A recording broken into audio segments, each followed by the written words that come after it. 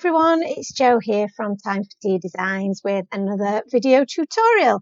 So today's video was filmed during our Facebook Live on Thursday evening, and I decided to make a really pretty bright springtime card that I could send to my niece.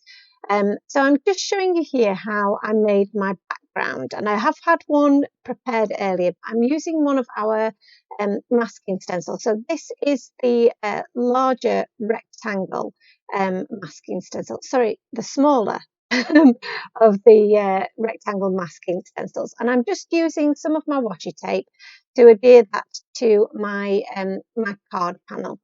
And in that centerpiece that's left exposed, I'm going to apply some of these fluffy clouds from our Sunny Side Up Again stencil. And I'm just using some cracked pistachio ink and my beautiful blender brush just to push that ink into where that those fluffy clouds are on the stencil. And then I'm just applying a little bit more colour where those white areas were a little bit more stark. You can see that that's created a really pretty background. But now I want to cover that up with the portion that is cut out of that stencil, which you get. And you'll see there that I did just cut quickly that piece out where I used my stick and spray in my little spray box that I've got to make that tacky, and I've put that to one side while we stamp our images because that takes a few seconds for that to work as an adhesive. So in the meantime, we're stamping up our little fairies, which are from the Fairy Garden stamp set, and I'm using some of my Lawn Fawn jet black ink to stamp those, and I pop those to one side because now our piece here, which I'm just showing you where the adhesive is on that piece of mylar, is now worked so that it can now stick to the portion that we've stenciled our clouds on. And I'm going round that image now with just randomly spotting some of my other inks, and I'm using the cracked pistachio again. I'm using some peacock feathers, and I'm using the I think it's the milled lavender, but I will double check that for you guys because these are a lovely combination of colours. They work really well together and they look so pretty. But to add to the prettiness, we're going to use our magical snowflake stencil. Now, this stencil is really good because it does also look like stars, and that's what the effect that I wanted to achieve.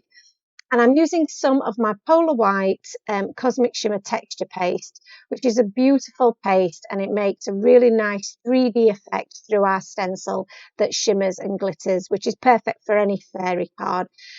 So I'm just applying a really nice thick layer so that fills all of those gaps in the stencil with my spatula. And then I'm going to carefully peel off the snowflake stencil, and now carefully peel off that centre bit so that you can see that our clouds in the background are being completely left unmarked by our stencil.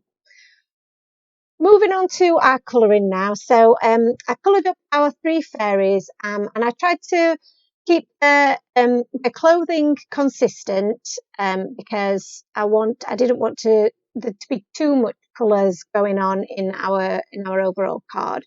So what I did after colouring up the skin, which you can see the combination is the usual kind of combination that I use for skin tones, I picked out this really nice bright RV pink, which I took from my background because where the texture paste had hit that purple Distress Oxide ink, it had given me a nice little pink hue. So I thought that would keep the colour scheme fairly consistent and would mean that it wasn't too glaring, there weren't too many colours going on. So moving on to the hair, we decided to colour each of our fairies with a different hair colour. So if you're into looking for different combinations for hair colours, then please do check out the colour combinations that I've used here. So we've done our brunette. I'm now using some yellow and brown shades to create kind of a darker blonde shade. And then this was our redhead, inspired by me watching Suits at the moment with Anne, and Donna has got the most beautiful red hair that I think I've ever seen. So we were trying to copy that. So now to fussy cutting. So I've sped this up really fast. I so wish that I could fussy cut this quickly. It would be amazing. But these are not that difficult to cut out. We were doing this live on air, and it wasn't too painful, I don't think, to watch. But it's nice that we can speed that up for you here. So I've just left a nice little white border around each of those images so that they'll look almost as if they've been die cut. So now to position my sentiment, and the sentiment that we're going to use, I'm going to use a combination of the one that's in the fairy stamp set, so the fairy much. I'm also going to add the missing you, which is from the Say Anything stamp set. So I'm just checking out whereabouts I want all of my images to be, and sorry about my head popping into shot there. And I'm using my stamping platform so that I can line up the missing you together, because that's two separate stamps that I've lined up, and I've just used my Versamark ink to stamp those. Very much sentiment, I'm using my Distress Oxide ink here, so it's the same ink that we've used for our background, and because it's Distress Oxide ink, it does require a couple of stamps to make that a nice crisp stamped image. And I've just stamped that onto some plain white cardstock, and I've just trimmed that and then created a fishtail banner with my scissors so that will fit in the bottom right hand corner. So just checking out my layout, and I've decided that this fairy here will carry the wand, the others will be around her, and I'm using some of my foam tape here just to adhere that sentiment along the bottom, and then I'll also use my foam pads to attach each of my fairies. So I decided in the end that them going in a diagonal across that background did look much better, rather than them all being bunched up at the top. And that draws your eye from the left to the right, which is how we naturally read here. So I've just added each of those with some foam pads, and now I can attach those to my card base. Your texture paste does take a little bit of time to dry, so I had one prepared before we went live on air so that I could use that to put together and construct my card. So do be aware that when you're doing this yourself, you will need to let that background dry, probably for about an hour or two, just to be safe.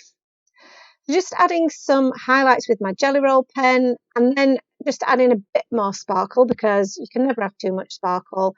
And I'm just using some of my unicorn stickles to add some sparkle to those fairy wings.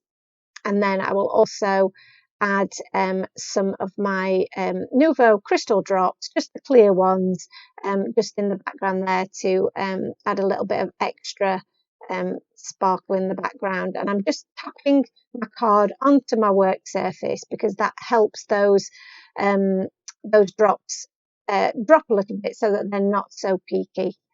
And that's really the finishing touch. I added a little bit of glossy accents to the star, but that was all we needed. So that's our card complete for today. I really hope that you enjoyed today's video. If you did, it'd be great if you could like and subscribe to our channel, and we'd love it if you could join us for our next Facebook Live on Thursday at 8 o'clock. Thank you so much for joining me, and we'll see you again real soon. Bye bye now.